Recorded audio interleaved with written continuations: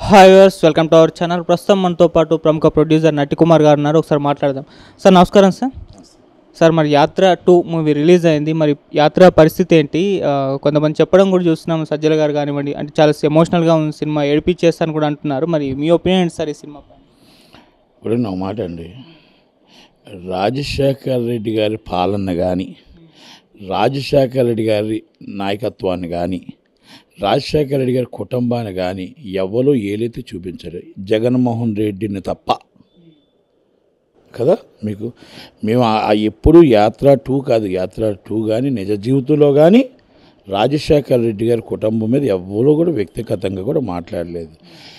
జగన్మోహన్ రెడ్డి గారి అనుచరులే, జగన్మోహన్ రెడ్డి గారి మనుషులే వైఎస్ షర్మిలా గారిని అవ్వచ్చు, వైఎస్ సునీతమ్మని అవ్వచ్చు, వివేకానంద రెడ్డి గారిని అవ్వచ్చు, వాళ్ళే జగన్మోహన్ రెడ్డి గారి తరపు నుంచి మాట్లాడారే తప్ప ఎవ్వరూ మాట్లాడలేదు.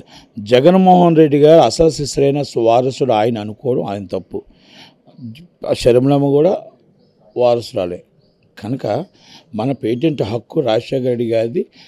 భారతదేశంలో రాజశేఖర రెడ్డి గారి ప్రతి అభిమాని వారసుడే.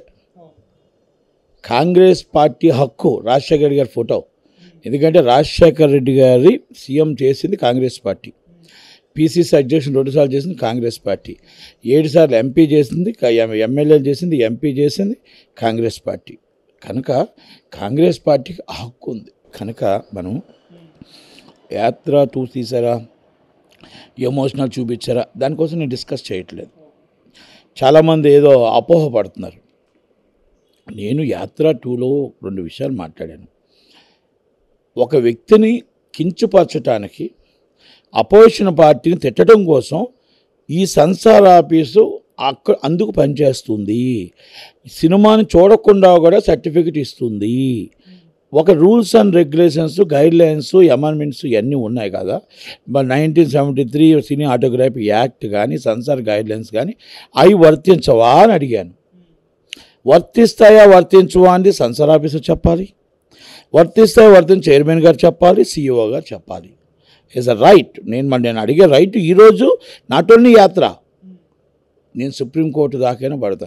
సెన్సార్ ఆఫీసర్ గారు ఆమె ఎవరో నాకు పరిచయం లేదు. Is a post, is a regional officer post is valuable. ఆమె ఎవరో నాకు అనవసరం. ఆమె వైసీపీ కార్యకర్త, లేకపోతే ఇంకొకలా, లేకపోతే మరి ఎవరన్నా నాకు అనవసరం. అది ఆ పోస్ట్లో కూర్చున్నప్పుడు మీరు 70 సినిమాలు ఉన్నాయి.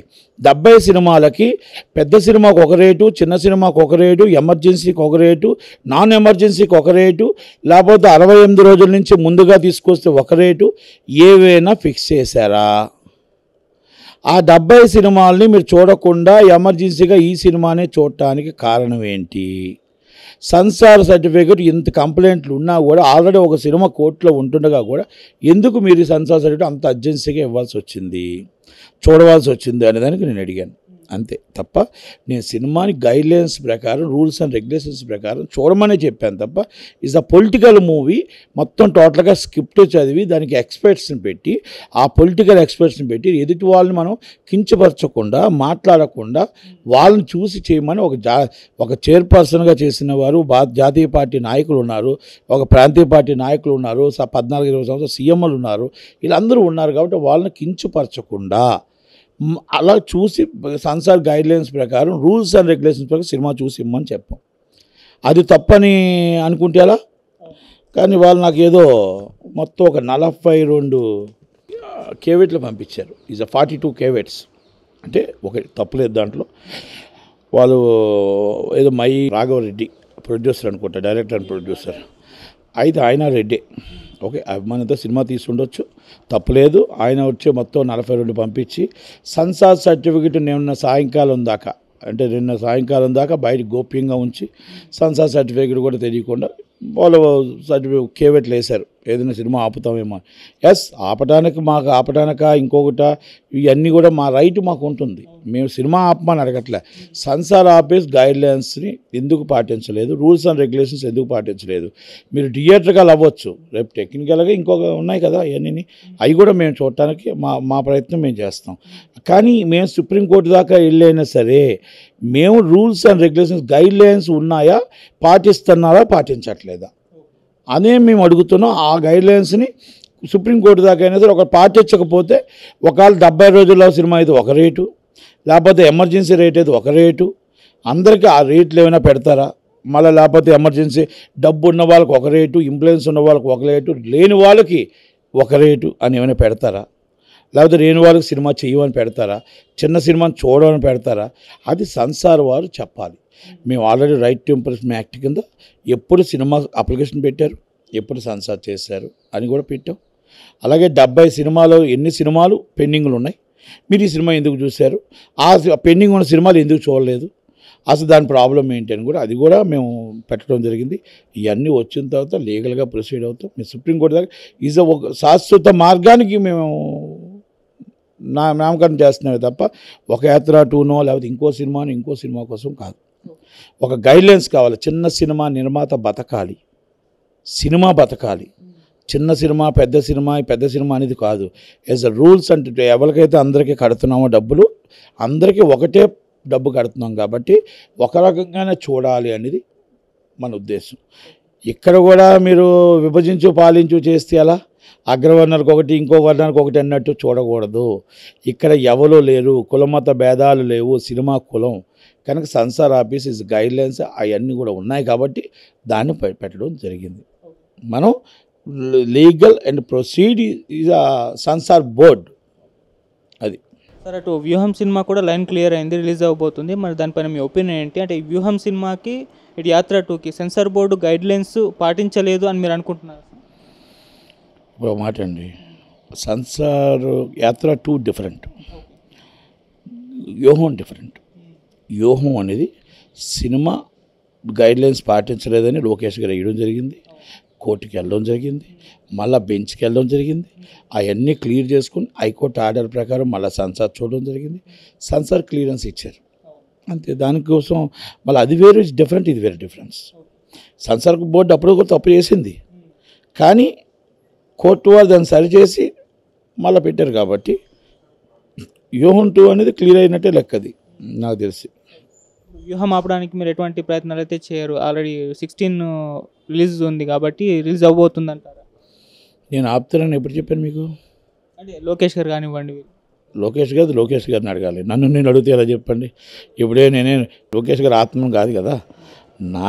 నా ప్రకారం నేను అడిగిన గైడ్లైన్స్ ప్రకారం వాళ్ళు సెన్సార్ రీజనల్ ఆఫీసర్ని ఇక్కడ ఎవరైతే ఉన్నారో జీవిత గారిని చూడకూడదు, ఆమె పార్టీకి సంబంధించిన చూడలేదు, పార్టీ సెన్సార్ గైడ్లైన్స్ పాటించారు. రెండోది ఎలక్షన్ టైం ఉంది కాబట్టి అన్న రెండింటికే నేను వేసాను. ఆ రోజే సెన్సార్ ఆఫీస్ క్లియర్ చేసిన తర్వాత నాకు ఇంకెక్కడ రైట్ ఉంటుంది, నాకేం సంబంధం ఉంటుంది? పార్టీగా వాళ్ళ పార్టీ పెట్టుకుని ఉండొచ్చు, వాళ్ళకి ఉండొచ్చు, కానీ నేను వేసింది వాళ్ళు పెట్టారు. నేను దాని కేసు కూడా నాట్ ప్లస్ చేస్తాను కూడా అప్పుడే, కనుక తర్వాత మనకేం సంబంధం ఉండదు. సార్, ఇక యాత్ర 2 మూవీ షో అవుతున్న థియేటర్లో మనం చూసాం, ఒక వీడియో వైరల్ అవుతుంది. పవన్ కళ్యాణ్ గారి ఫ్యాన్స్ అండ్ జగన్ గారి ఫ్యాన్స్ గొడవ పడుతున్న వీడియో చాలా దారుణంగా కొట్టుకోవడం చూస్తున్నాం. మరి ఏం చెప్తారు సార్ దీనికి? చెప్పడమే ఉంటుంది. థియేటరే దేవాలయం.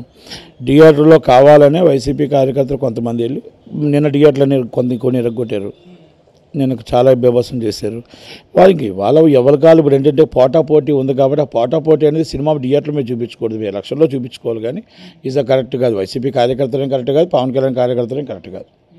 ఇదైతే నేను ఒప్పుకోను, అది పూర్తిగా ఖండిస్తాను. మీ థియేటర్లో మీ ప్రతాపం థియేటర్ మీద చూపించదు, ఓటింగ్లో చూపించండి.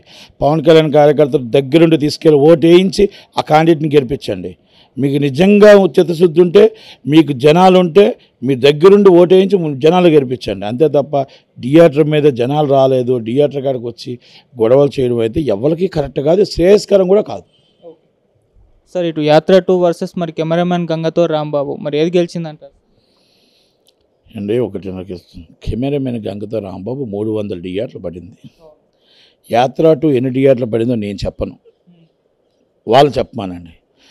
కెమెరామెన్ గంగతో రాంబాబుకి నేను ఎవరికి టికెట్లకు డబ్బులు ఇవ్వలేదు, నేను ఎవరికి టికెట్లు చూడమని చెప్పలేదు, జనసేన కార్యకర్తలు ఎవరు వెళ్ళలేదు, పవన్ కళ్యాణ్ ఫ్యాన్స్ మాత్రం ఎవరి కాలు ఇండివిజువల్గా సినిమా చూసిన సినిమా అది. యాత్ర 2 అనేది ప్రతి ఏరియాలో వాళ్ళ డిస్ట్రిబ్యూటర్ చెప్తున్నమాట, నేను కాదు మాట ఇది. ఎంతమంది వస్తే అంతమంది ఫ్రీగా సినిమా టికెట్లు ఇవ్వండి, డబ్బులు మా అకౌంట్లో రాయండి అని థియేటర్లోకి చెప్తున్నమాట. ఇది నేను ప్రూఫ్స్తో మాట్లాడుతున్నా. అబద్ధంగా లేకపోతే వేగ్గా మాట్లాడట్లే. ఇది కూడా దిల్ రాజు గారి ఆఫీస్ నుంచి వచ్చిన ఇంటర్సెక్షనే. పేరు కూడా చెప్పాను కదా నేనేమని. ఆ థియేటర్లోంచి ఉన్నది కాబట్టి నేను అవి కూడా చెప్పగలుగుతాను. కానీ ఏంటంటే ఆ సినిమా చూడమని చూపించడానికి వాళ్ళు ప్రయత్నం చేయడం తప్పలేదు. ఫ్రీగా సినిమా చూడమంటున్నారు, అయినా జనాలు రావట్లేదు. అది నేను చెప్తున్నాను. దాని సారాంశం అది. అక్కడ డబ్బులు ఎవరు ఇస్తున్నారు, ఎవరు చూడమంటున్నారు అనేది దాని దృష్టిలో నేను వెళ్ళట్లా. జనాలు సినిమా చూస్తే మాకు ఓట్లు పడతాయని ఆశతో వాళ్ళు ఉన్నారు. ఈ 2.5 గంటలు మేము సినిమా చూసే బదులు ఆ 2 గంటలు మీ యూట్యూబ్లో మీ చరిత్ర చూసే సరిపోద్ది కదా, ఇది మేము ఓటు వేసేటప్పుడు ఎవరికేలో డిసైడ్ అవుతాం కదా అని జనాలు ఆలోచనతో ఉన్నారు. ఫ్రీగా ఇచ్చినా కూడా చూసే పరిస్థితుల్లో సినిమాలు లేరు. సినిమాలు చూసి ఓట్లు ప్రభావం చూపిస్తాయి అనేది అసంభవం. Not only the Pawan Kalyan గారి సినిమా, నాట్ ఓన్లీ ద యాత్ర 2, ఎనీ మూవీ. సినిమాలు మనం ఎంటర్టైన్మెంట్ కోసం తీస్తున్న సినిమాలే తప్ప ఈ సినిమా చూసి ఆ సినిమాలో ఆనందపడి ఆ ఓటు తీసుకెళ్ళి మనం వైసీపీకి వేద్దాం, ఆ ఓటు తీసుకెళ్ళి మన జనసేనకి వేద్దాం, ఆ ఓటు తీసుకెళ్ళి టీడీపీకి వేద్దాం అని అనుకోరు. రాజకీయం వేరు, సినిమా వేరు. అది మాత్రం మనం తెలుసుకోగలం. ఇప్పుడు కాదు, నేను ఫస్ట్ నుంచి చెప్తున్నాను అన్నమాట. ఇది నేను కెమెరామెన్ గంగతో రాంబాబు అన్నీ ఫుల్ అయిపోయాయంటే ఆ ఫుల్ అయిన జనాలు అందరూ చోటేసారు. ఆశ అందరూ ఒక్కడ కలుస్తారు కాబట్టి ఆలోచన ఏంటంటే మా సీఎం అవ్వాలి, మా పవన్ కళ్యాణ్ గారు సీఎం అవ్వాలి అనుకుంటారు. అందరూ ఒక్కడ కలుస్తారు కాబట్టి మా జగన్మోహన్ రెడ్డి గారు మళ్ళీ సీఎం అవ్వాలని అనుకుంటారు. అందరూ ఒక్కడ కలుస్తారు కాబట్టి చంద్రబాబు నాయుడు గారు సీఎం అవ్వాలనుకుంటారు. తప్పే లేదు, ఎవరైనా ఆశాజీవులు, తప్పు ఎందుకు తప్పలేదు. నేను కూడా అవ్వాలనుకుంటా. కేఏ పాల్ గారు కూడా సీఎం అవ్వాలనుకుంటున్నారు, తప్పలేదు కదా. మరి కేఏ పాల్ గారు సీఎం అవ్వాలనుకుంటున్నారు, జేడీ లక్ష్మీనారాయణ గారు అవ్వాలనుకుంటున్నారు, షర్మిలక్క అవ్వాలనుకుంటుంది. జనాలు డిసైడ్ చేస్తారు సీఎం సీట్లో ఎవరిని కూర్చోబెట్టాలనేది కదా. కనుక సినిమా బాగుంటుందా బాగోదా. రాజశేఖర రెడ్డి గారి చరిత్ర ఎందుకు బాగోదండి? రాజశేఖర రెడ్డి గారి చరిత్ర బాగుంటుంది. జగన్మోహన్ రెడ్డి గారి దాంట్లో షర్మిలక్క ఎక్కడుంది, ఆ పాత్ర ఏది, దాంట్లో మన టోటల్గా ఇవన్నీ ఏమయ్యాయి? మీరు ఒక్కలే కష్టపడి మీరు ఒక్కలే రాజశేఖర రెడ్డి గారి వారసులు కాదు కదా.